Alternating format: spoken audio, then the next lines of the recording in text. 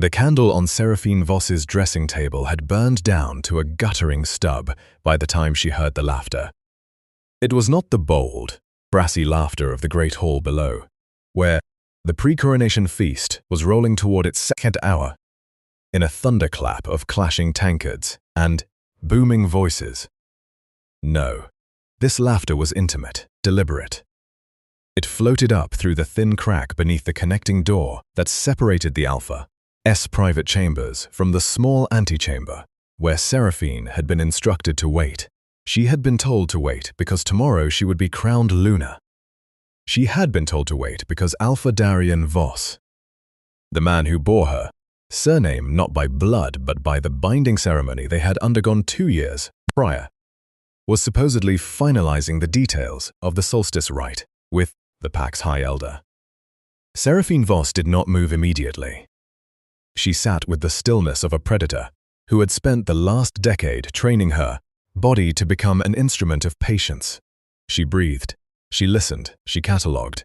A woman's voice, low and honeyed, practiced in its softness, a man's voice. Thick with a warmth she had never heard him extend to her. And then, cutting through everything like a blade between ribs, a single sentence that rearranged the geometry of her world. "Does it fit, my love?" "Perfectly," the woman breathed, as if it were made for me. Seraphine's dark eyes dropped to her own hand, to the bare third finger on her left hand, where the Thornvale lunar ring was supposed to rest until tomorrow's ceremony. Điền had taken it from her a week ago, claiming the jeweler needed to inspect the ancient silver setting before the public crowning. She had handed it over without question. She had trusted him. She rose from the velvet chair without making a single sound. 7 years as the Silvermark Pack's shadow operative. Their spy, their assassin, their ghost had taught her body to move independently of pain, of fury, of the enormous tidal wave of grief currently threatening to crack her open from the inside. She moved to the connecting door. She pressed one eye to the crack. The chamber beyond was flooded with firelight. Điền stood with his back half-turned, his large frame draped over the woman sitting at his writing desk, the way ivy overtakes an abandoned structure. Possessively, completely, as if he had always belonged there. The woman was Cassian Morel, the daughter of the Western textile merchant who had arrived at Thornvale, Keep 3, months ago under the pretense of negotiating a fabric trade agreement. She was beautiful in the way of things designed purely for decoration. Soft, golden, utterly without edge. On Cassian Morel's finger, catching the firelight with every slight movement of her hand, was the Thornvale lunar ring. Seraphine had worn that ring at her betrothal ceremony. She had bled for the pack that ring represented.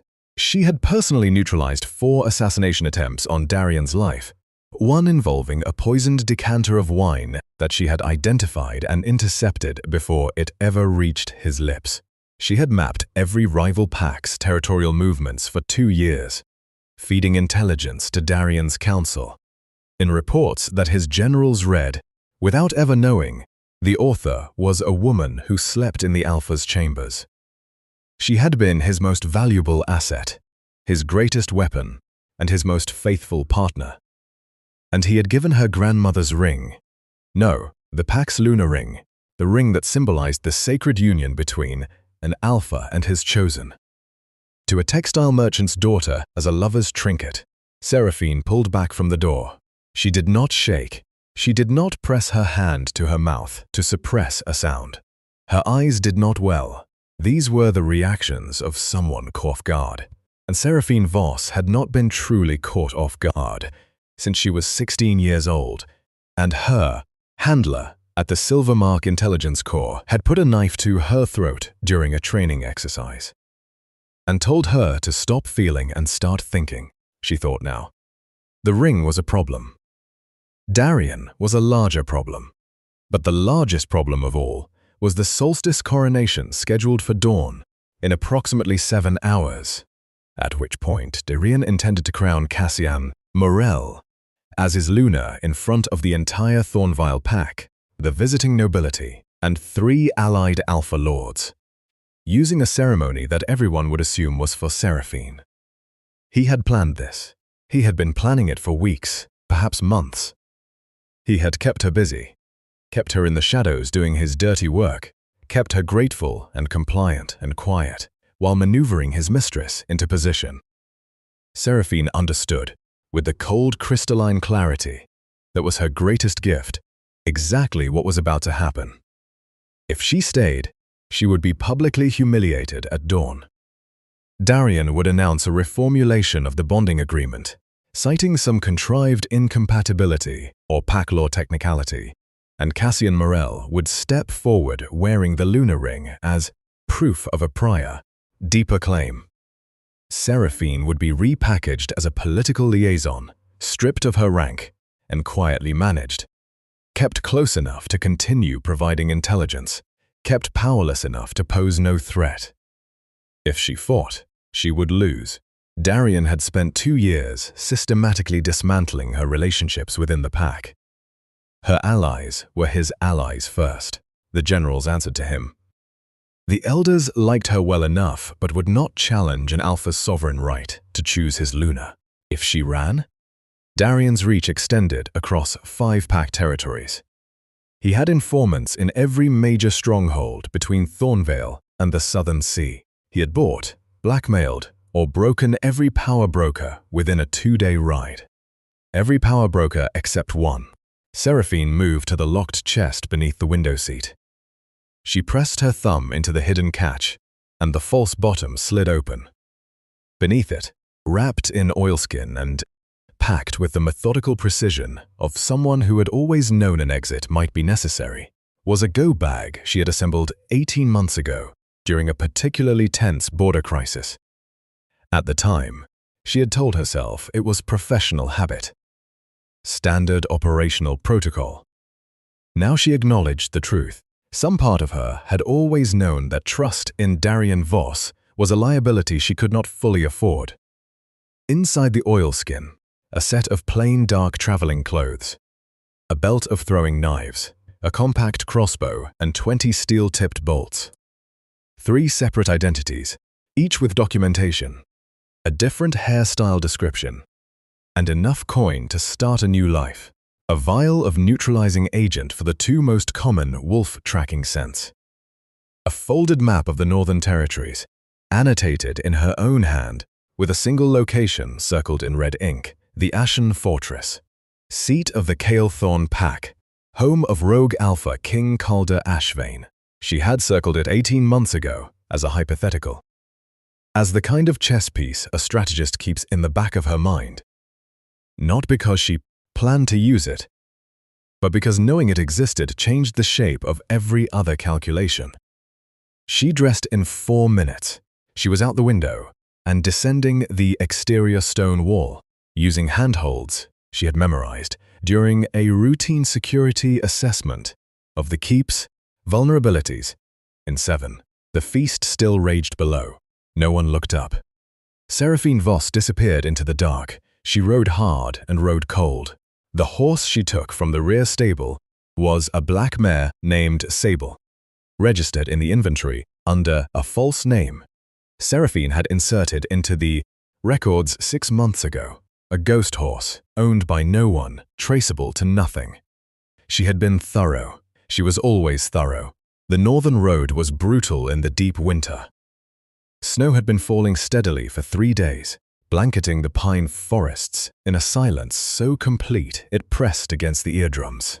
Seraphine rode with her hood up and her face wrapped in a dark wool scarf, navigating by memory and by the annotated map she had folded into her breast pocket. She had studied Calethorn extensively. It was her job to study threats, and Calder Ashvane was, by any measurable standard, the most significant unresolved threat on the continent. He had not been born to his throne. He had taken it. 12 years ago, the Calethorn territory had been a loose coalition of fractious northern clans, perpetually at war with each other, and too disorganized to threaten anyone beyond their own borders. Then Calder Ashvane, a 3rd son of a minor clan lord, with no title, no inheritance, and no political allies, had spent 4 years systematically uniting them. Not through diplomacy, not through marriage alliances or political maneuvering. Through conquest, yes, but more precisely through demonstration. He fought in the front line of every battle. He shared the same rations as his lowest foot soldier. He executed corrupt war chiefs with his own hands and redistributed their hoarded resources to the clans they had starved. He built infrastructure where there had been only mud roads and seasonal paths. He created a justice system where there had been only the arbitrary cruelty of whoever happened to be strongest on a given day. The Southern Pax called him the Rogue Alpha King because he had never submitted to the Continental Alpha Council's authority. He paid no tribute. He attended no summits. He had, on one memorable occasion, sent the Council's formal envoy back south with a politely worded letter explaining that the Calethorn people did not require outside governance and would defend that position militarily if pressed. They had not pressed. Seraphine had read every intelligence report on Calder Ashvane that existed in the Silvermark archives. She had added her own annotations. She knew his battle strategies, his supply chain structures, his known allies, and his rumored weaknesses. She had even, during a northern border survey 18 months ago, caught a single brief glimpse of him from a distance. A broad, dark armored figure on a grey stallion at the crest of a ridge, looking south with an expression. She had been too far away to read clearly. She had not included that detail in her report. She reached the edge of Calethorn territory on the second night. The trees changed. Thornveal's forests were managed, their undergrowth cleared, their paths maintained by regular work crews. The Calethorn forests were ancient and entirely unmanaged, the trees enormous and so densely packed that the snow barely penetrated their canopy, leaving the ground beneath in a dim, cathedral-like twilight, even in full daylight. The territorial boundary was unmarked by any physical structure. It didn't need to be. The shift in the air was palpable, a deep, resonant pressure, like the bass note of a sound too low to fully hear, that pressed against every wolf instinct Seraphine possessed and said, in a language older than words, "Here be a power that does not welcome the uninvited." She kept riding. She had made it perhaps 2 miles into Calethorn territory when the wolves appeared. There were 8 of them, emerging from the tree line on both sides of the path simultaneously, in the coordinated silence of a predator pack that had been tracking her for some time before choosing to reveal themselves. They were enormous, larger than any wolf she had encountered in the south, their coats ranging from deep charcoal to near black, their amber eyes reflecting the ambient moonlight. They did not snarl, they did not rush her, they simply materialized and stood, surrounding her, close enough that Sable shuddered beneath her and required a firm hand to prevent full panic. Seraphine did not draw a weapon. She had thought carefully, during the long, cold hours of riding, about this moment. A weapon would be an insult. The gesture of someone who believed violence was the primary language here. Everything she knew about Calder Ashvane suggested that he respected competence above almost everything else, and competence in this situation meant demonstrating that she understood the nature of the power she had walked into. She removed her hood. She sat straight in the saddle, hands visible, face clear and composed, and waited. The wolves held their formation for a long minute. Then the circle shifted. The wolves to her left parted, creating a lane, and through that lane came a figure on horseback that she recognized from a single distant sighting 18 months ago, and from dozens of intelligence sketches that had never quite managed to capture the reality. Calder Ashvane did not look like the southern idea of a king. He was not draped in the ceremonial furs and gilded armor that Darien had favored for public appearances. The careful costuming of a man who understood that power required performance. Calder wore functional black plate armor, the kind designed to keep a man alive in a real battle rather than to impress a court. His cloak was dark wool, heavy and unadorned. He rode a massive grey stallion with the relaxed seat of a man who spent more time on horseback than off it. His face, half shadowed beneath the forest canopy, was severe, a hard jaw, a long straight nose, a mouth set in a flat line that suggested it did not often deviate from that position. His eyes, when they found her, were the color of winter storm clouds, a deep, layered grey, without warmth, without curiosity, without any of the performative menace that lesser powerful men tended to project. He simply looked at her, the way an apex predator looks at something that has entered its territory. Not with aggression, but with complete, total, unhurried assessment. Seraphine Voss.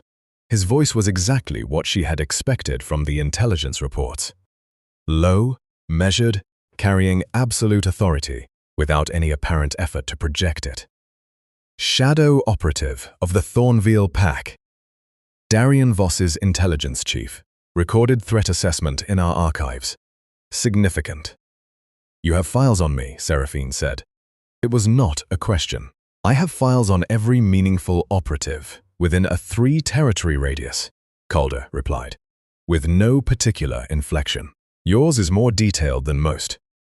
You are responsible for the intelligence failure that collapsed the Red Marsh Pack's attempted northern expansion 2 winters ago. Before I knew the author's identity, I found the work admirable. And now that you know, now I find it more interesting that you are here. He studied her with that same flat, complete attention. You were to be crowned Luna of Thornvale at dawn. You are instead in my forest, alone, carrying a go-bag packed by someone who has been planning a contingency exit for some time. A pause. What happened? Seraphine had prepared a careful, calibrated version of this conversation. The version that led with strategic value and kept personal injury out of the equation entirely. She had planned to speak about intelligence assets and territorial leverage, and the precise military intelligence she could offer. Instead, she found herself saying, with a quietness that surprised her, "He gave my lunar ring to his mistress and planned to crown her in my place at dawn." The silence that followed was not uncomfortable.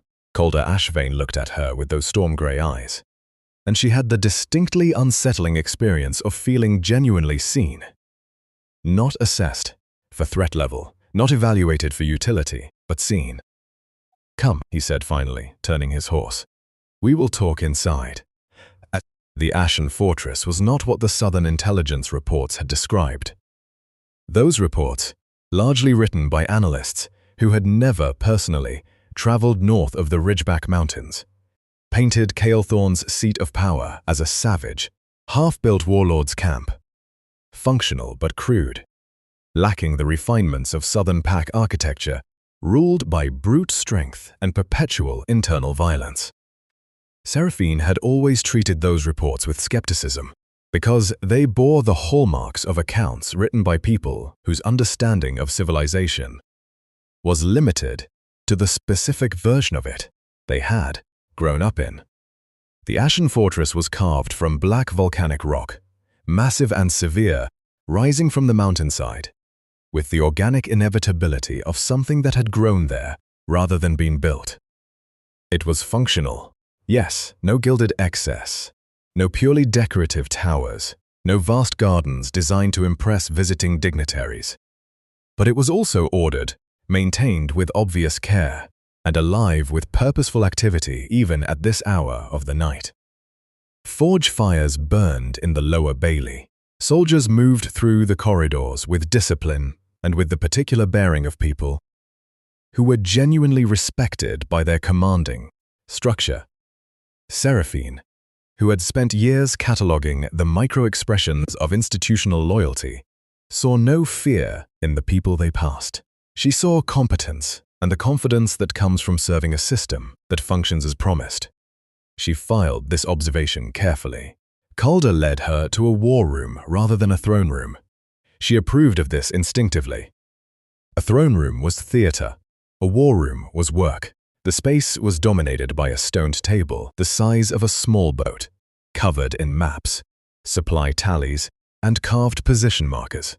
A fire burned in the massive hearth. Two senior advisors, a sharp-faced woman with close-cropped grey hair, who was introduced as Commander Idris, and a broad, scarred man introduced only as Flint, rose from their chairs as Calder entered, but did not bow. They straightened. There was a difference. "Leave us," Calder said, without ceremony.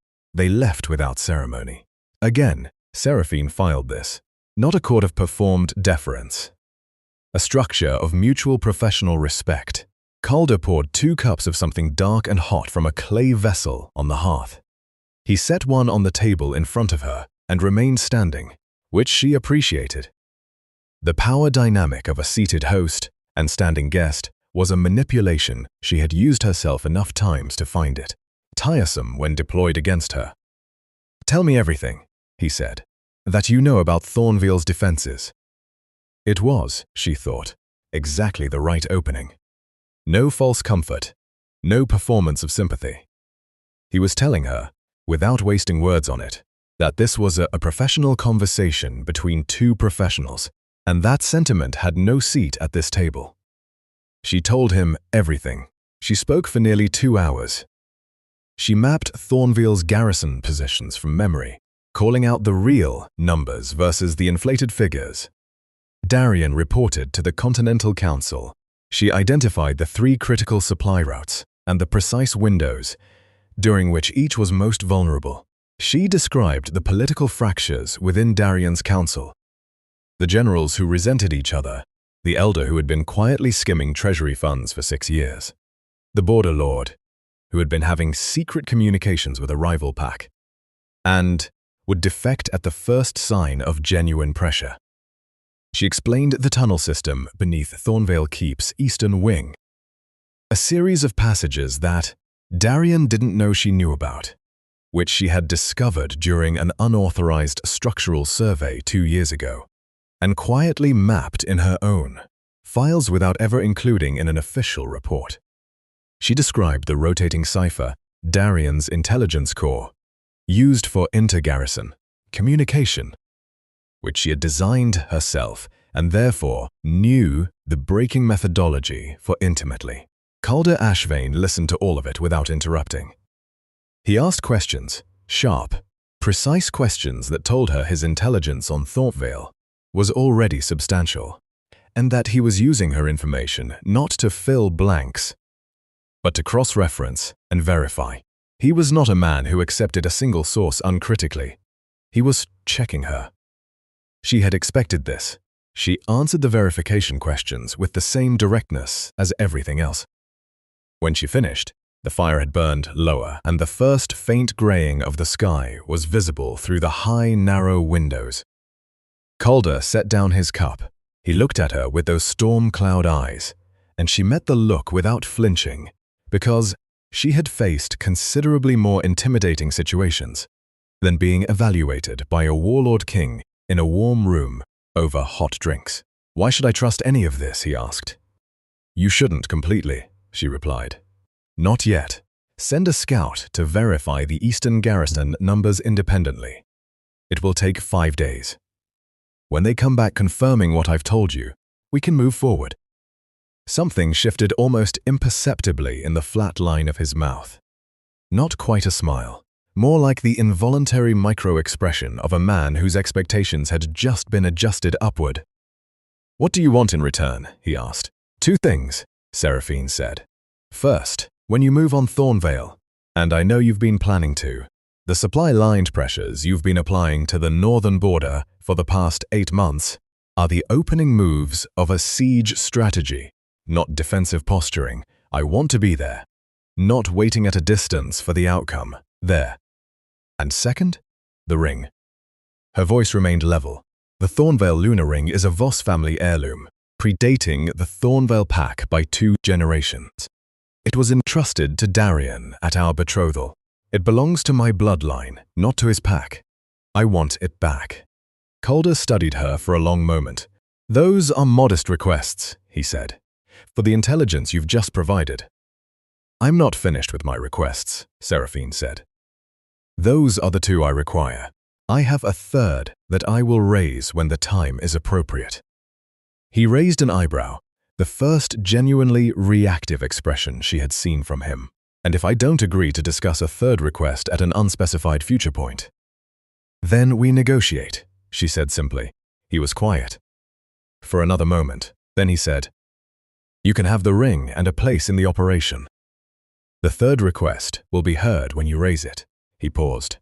"You will be given a chamber in the north wing. Commander Idris will show you. You are a guest, not a prisoner, which means you are free to move through the fortress. It also means my people will be watching you, because I am not naive. If you are a plant, if Darian sent you here to feed me false intelligence and map our interior structure, we will discover it."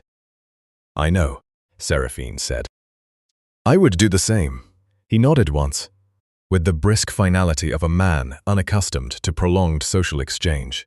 "Then we understand each other." She had slept in worse places than the North Wing chamber. She was asleep within minutes. She had not expected to respect him. She had expected to find him useful. She had expected to find him formidable. She had come prepared to manage him. The same way she had spent 2 years managing Darian, feeding him intelligence shaped to produce the outcomes she considered correct, navigating the treacherous geography of serving someone with more authority than wisdom. Calder Ashvane did not require managing.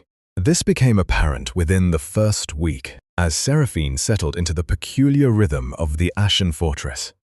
She had expected to be kept at arm's length, a valuable asset under careful quarantine. Instead, Calder brought her directly into his planning sessions, not as a consultant to be briefed separately. Directly into the room, with his senior commanders, where the real decisions were made. The first time this happened, Commander Idris had looked at her with open skepticism and addressed her observation about Thornvale's Eastern supply vulnerability, with the specific, pointed challenge of a woman testing whether the new voice in the room could hold its ground. Seraphine held her ground. She held it so completely, with such precise and unadorned competence, that by the end of the session Idris was building on her points rather than challenging them. It was one of the most professionally satisfying experiences of Seraphine's adult life. Calder watched this exchange without intervening. She noticed that. He did not mediate, did not smooth, did not perform the performance of leadership. He let competence establish its own authority and simply ensured the conditions existed for that to happen. She started to understand how he had built a kingdom from nothing. In the evenings, after the council sessions had concluded, she sometimes found him in the war room alone, cross-referencing her intelligence against his own scouts reports, with the methodical focus of a man who found this kind of work genuinely interesting rather than merely necessary. She began staying. First for an hour, then longer. They didn't speak much in those initial evenings. They didn't need to. They worked in a silence that was, she realized with some surprise, entirely comfortable. She would annotate the maps with updated intelligence. He would integrate her annotations into his tactical models. Occasionally, one of them would raise a question. It would be answered. The work would continue. It was nothing like working with Darian, who had treated intelligence briefings as performances in which his role was to appear suitably authoritative, and hers was to make him look good. One evening in the second week, Calder set down his quill and said, without preamble, "How long did you know he was wrong for the role?" Seraphine considered the question carefully. "About 8 months in," she said. "I realized I was making decisions he was then implementing as if they were his own. At first I told myself it was efficient. The outcome mattered more than the credit. Later I understood I was afraid to examine what it meant. What did it mean? That I had built a structure that required me to remain invisible to function." She said it evenly, because she had had weeks now to sit with the truth of it. "That was my failure as much as his. I should have demanded visibility, or left." Calder was quiet for a moment. "You are not invisible here," he said finally. It was not said with warmth, exactly. It was said with the flat certainty of a statement of fact, the way he said everything. But it landed differently than warmth might have. It landed as something she could actually believe. She looked at him. He had already returned his attention to the map. The firelight caught the strong line of his jaw, the dark severity of his profile. She returned to her work. But something had shifted, quietly, in the architecture of how she thought about this place and this man. And she was too honest with herself to pretend otherwise. The scouts returned on the 5th day with confirmation of everything she had told him. Calder received the report in front of his full council, with Seraphine present, and said simply, "She is accurate. Adjust all operational plans to reflect her intelligence." No ceremony, no pointed acknowledgement of what it meant that he had just publicly validated her word against any remaining skepticism. He simply updated his assessment and moved forward. That, she thought, was what genuine authority looked like. 3 weeks after her arrival, on a night when a hard northern wind was driving sleet against the fortress walls, Calder found her in the war room rather than the other way around. He entered, closed the door, and sat in the chair across from her. He set 2 cups of the dark northern drink between them. "Darien has issued a formal recovery order," he said. "He is calling it a kidnapping. He has filed a complaint with the Continental Council, claiming a Calethorn operative abducted his Luna on the eve of her coronation." Seraphine looked up from the supply manifest she was reviewing. "Is the Council taking it seriously?" "No. They are taking it as an opportunity to pressure me on the tribute question, which has nothing to do with you and everything to do with their long-standing frustration with Calethorn's independence." A pause. "Darien is also telling his pack that you fled in a fit of instability. That the pressures of the lunar role proved too much for your mental fortitude." "Of course he is," Seraphine said. "Your father has issued a public contradiction. He is stating that his daughter is the most mentally fortified person he has ever encountered, and that if she has gone somewhere, it is because she had extremely good reason to." She felt something warm and unexpected move through her chest. She had not told her father anything before leaving.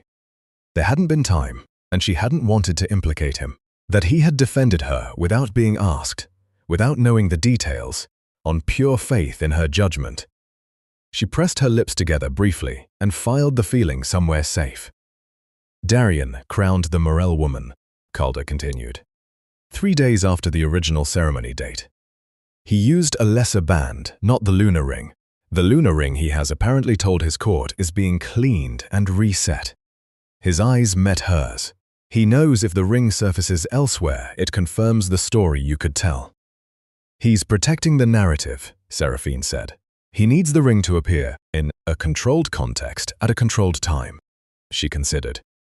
"He'll present it at a public ceremony in the spring, once the coronation of the Morel woman has had time to establish itself. He'll claim it needed extensive restoration work. The pack will accept the explanation because accepting it is easier than the alternative." "Unless the ring surfaces before spring," Calder said, "in a context he cannot control." Their eyes met. "I believe," Seraphine said carefully, "that we should move before the spring thaw." "I believe so too." A long pause, in which the sleet hammered the windows and the fire snapped in the hearth. "The hunter's moon is in 4 weeks. I know a way in," Seraphine said. "There is a drainage culvert in the southwestern wall, running from the kitchens to the outer moat.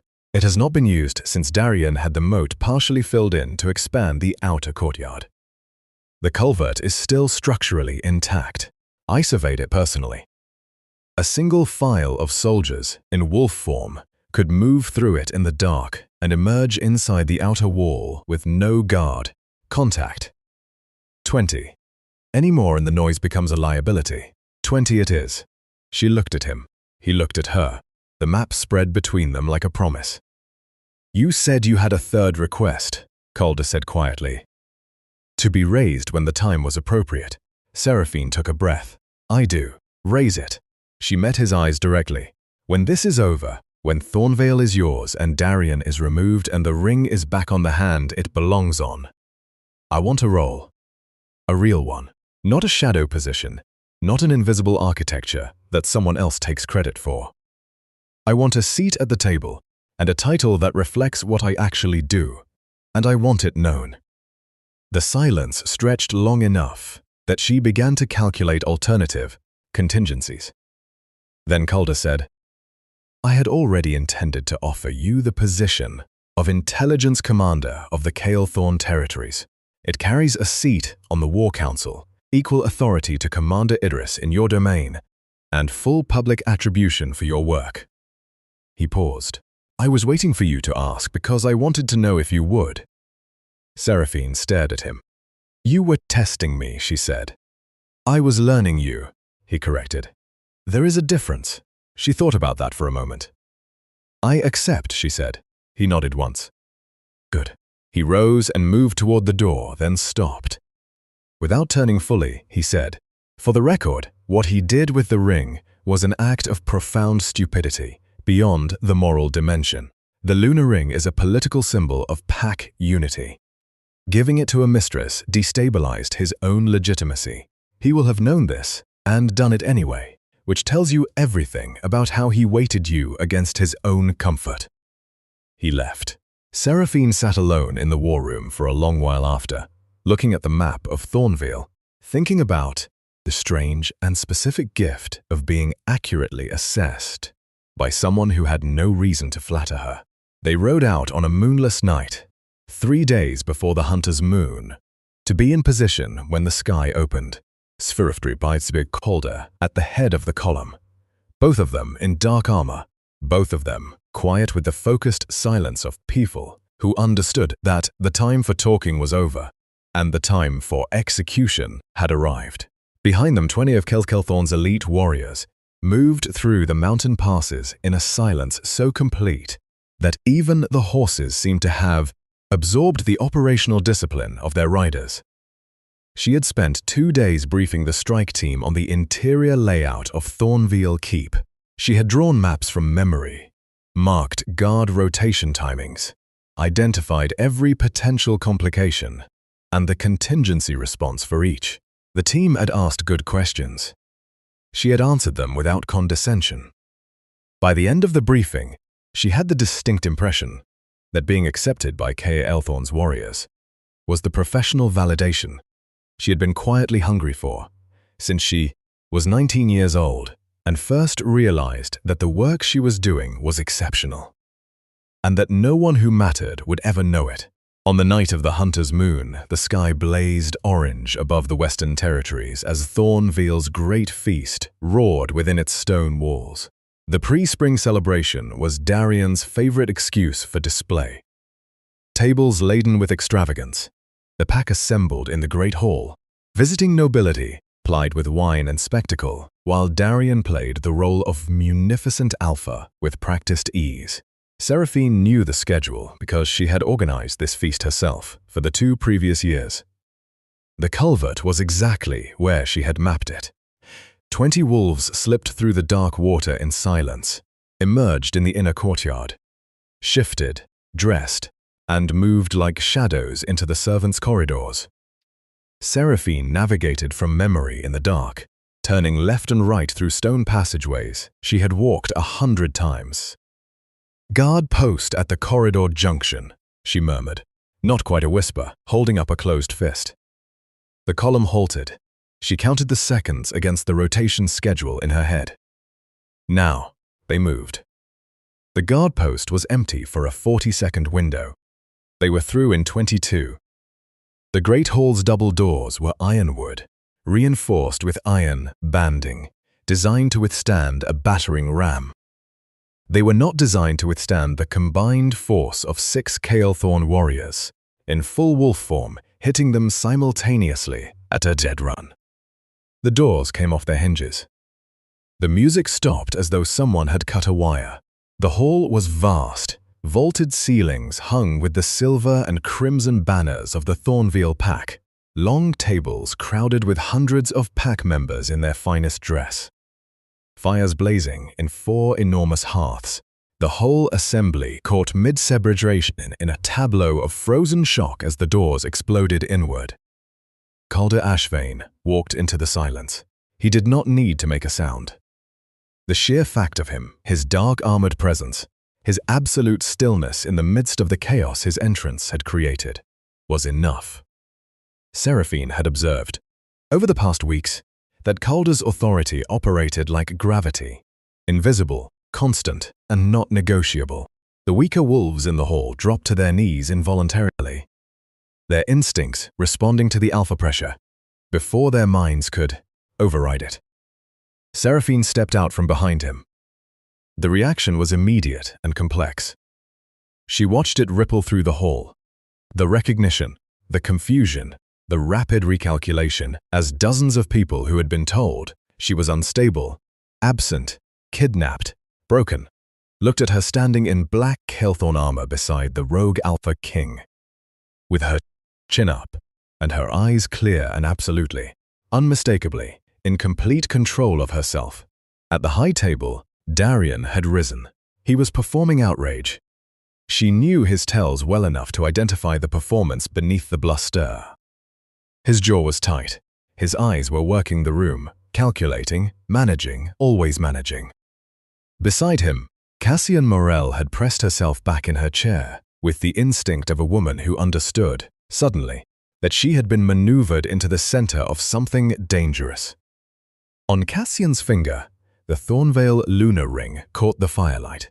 Seraphine's eyes went to it briefly, and then returned to Darian's face. Darian said her name, not even the right address, using her first name as if they were alone and he could still reach her with intimacy. "What is this? What have you done?" "I've come home," Seraphine said. Her voice carried without effort through the silent hall. "Briefly, you are standing with an invading force in the heart of my pack. You have committed treason." "I have committed disclosure," she said, and began to walk up the center aisle toward the high table. Calder matching her pace beside her.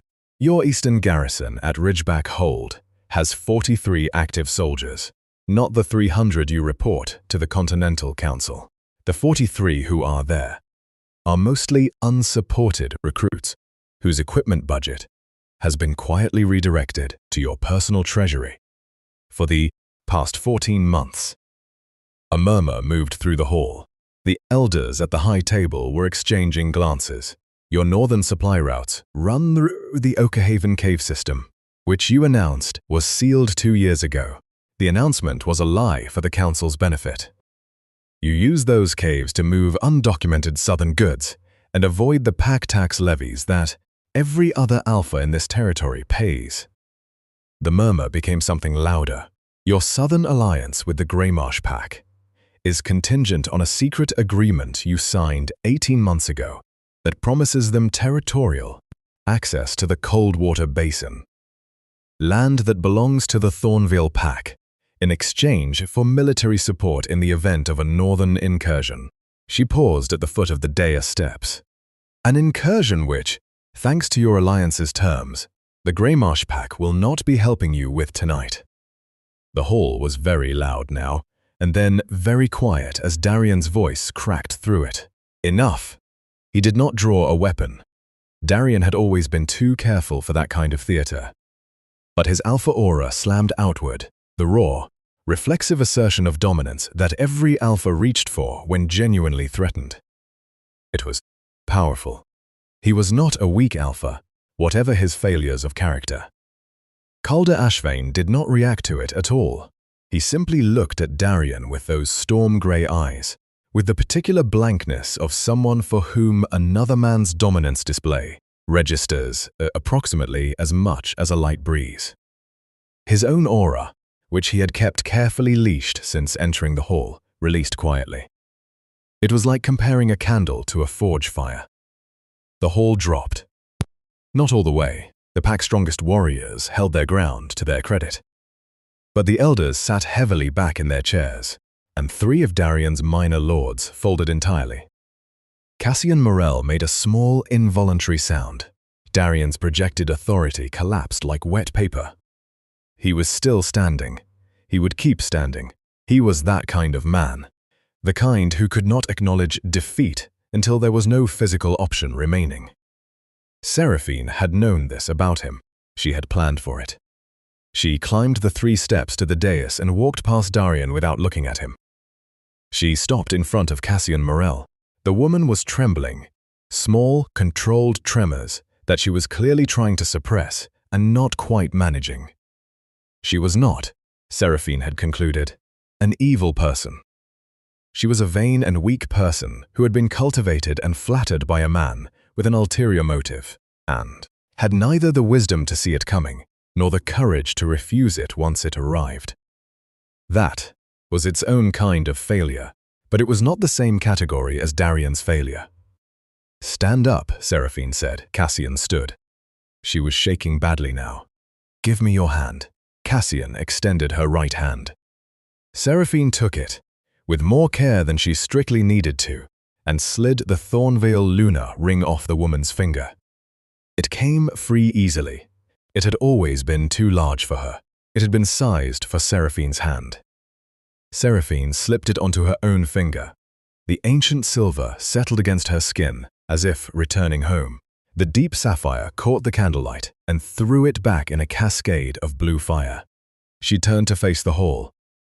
"This ring," she said, holding up her hand so every person in the room could see it clearly, "is a Voss family heirloom, older than the Thornvale pack by 3 generations. It was entrusted to Darian Voss at our betrothal as a symbol of bond and faith. He gave it to this woman." She didn't gesture at Cassian. She simply let the statement stand. "As a token of private affection, 2 years into our binding, on the eve of what was supposed to be my coronation ceremony." The silence was absolute. "I do not raise this to produce sympathy," Seraphine continued. "I raise it because this ring is a symbol of the Luna's authority over this pack, and the man who gave it away is the man who has been governing you. You deserve to understand the quality of judgment you have been living under." She lowered her hand and looked at the elders directly. "Thornvale Keep and its territories now fall under the authority of King Calder Ashvane of Caelthorn. Those who accept this transition will be protected, provided for, and integrated into a governing structure that functions. I can attest to this personally, with considerably more competence and integrity than what you have had. Those who choose to resist may leave the territory peacefully. No one will stop them." She looked at Darian last. He was staring at her with an expression she had never seen on his face before. Not rage, exactly. The expression of a man who had genuinely believed, until this exact moment, that she was not capable of this, that she had been valuable as a tool, useful as an instrument, but not dangerous as a person with her own complete interior life and her own capacity for decisive action. He had forgotten, Seraphine thought, that the most effective weapons are the ones that appear to have no edge. "You built nothing," she said to him, quietly enough that only the people at the high table could hear it clearly. "Everything you were credited with, I built. The garrison strategies, the trade agreements, the alliance terms, the intelligence network, all of it. When I walk out of here tonight, the architecture of everything you call your legacy walks out with me." She paused. "I hope the company you kept was worth it." She turned and walked away from him. Calder's soldiers moved efficiently through the hall, not violently, but with the organized precision of professionals executing a planned transfer of authority. Darian's personal guards, faced with the combined reality of Caelthorn's elite force and the desertion of their Alpha's inner council, made the calculation that most professional soldiers make when the odds shift past a certain point. They stood down. Darian was taken into custody by Calder's people without ceremony. He did not resist, not out of dignity, but out of the same cold calculation that had always driven him. He was alive, and while he was alive, there were options. He would be looking for options until his last breath. Seraphine knew this about him. She had filed a comprehensive briefing with Calder's security staff 3 days ago, covering every contingency she could anticipate. She was thorough. She was always thorough. The great hall was quieter now. The the transition completed with less violence than these things often required. The Thornvale pack members who remained were the ones who had decided, in the way that pragmatic people decide things, that their primary loyalty was to their own survival and their community's stability, and that the identity of the authority figure at the top of that structure was a secondary consideration. Seraphine stood at the high table, reviewing a list of the keep's senior officers with Commander Idris, sorting them into categories. Those to be retained, those to be reassigned, those to be watched. It was the work she did. She heard Calder's footsteps behind her. She had learned to recognize them over the past weeks, the particular measured cadence of a man who moved with purpose in every direction he chose to go. He stopped beside her. He looked at the list. "The garrison commander at the southern post," he said, pointing to a name.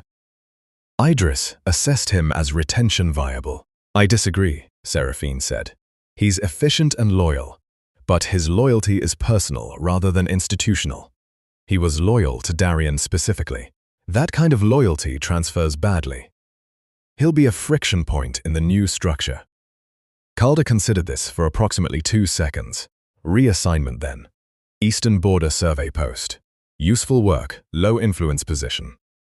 "That works." They continued through the list. Idris, standing on Seraphine's other side, made notes without comment, integrating the joint assessment with the quick efficiency of someone who had already recalibrated her understanding of how decisions were going to be made around here. When the list was finished, Calder said, "The pack elders are ready to formally acknowledge the transfer of authority. They are waiting in the council chamber." "I'll be there in 10 minutes, Seraphine said. "They are waiting for both of us," he said, jointly. She looked at him. "I said," he continued, with the flat precision that she had come to understand, was his version of emphasis, "that I would not make the same mistake. The architect does not stay in the shadows in Calethorn." She looked at him for a long moment, in the dying candlelight of the great hall, with the Thornvale lunar ring on her finger, and the Calethorn Intelligence Commander's seal in her inner pocket, and the strange, solid weight of finally standing in the exact right place, pressing quietly against her sternum. "I have a condition," she said. "Of course you do," he said, not unkindly. "The ring does not represent the Thornvale lunar position. I will not be lunar of a pack I just helped conquer. That is not a role I want or intend to accept." "Agreed," he said immediately. "The ring is your family's property. It was never Thornvale's to begin with. What it represents, going forward, is whatever you choose it to represent." She thought about this.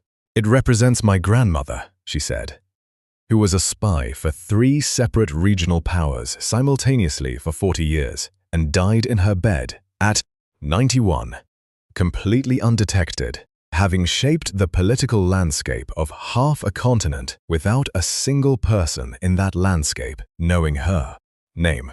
"Then it suits you," Calder said. She looked at him, this cold, ruthless, unexpectedly honest man who had given her a seat at the table before she'd asked for it, who had tested her because he wanted to learn her rather than trap her, who moved through the world with the particular self-sufficiency of someone who had never needed to perform authority because the authority was simply there. "It does," she agreed. They walked to the council chamber together, side by side, at exactly the same pace, and the elders of the Thornvale pack rose as they entered. Not with the cowering deference of subjugated people, but with the measured respect of people who had just watched competence and power operate in complete alignment for the first time in their recent memory, and were making a rational decision about where to place their loyalty going forward. Seraphine stood at the table. She stood in the light.